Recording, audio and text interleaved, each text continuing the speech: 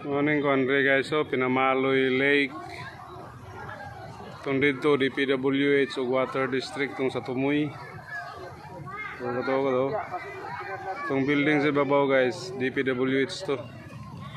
Water District din sa ubos. Mura ni siya, mura gitar ang porma ni guys. Mura gitar. Niubas lagi ang tubig guys. Ayan ka guys, so 12 years old pa ko nari diri. Then karon ni 57 ako. Ito yung naging dugaya guys.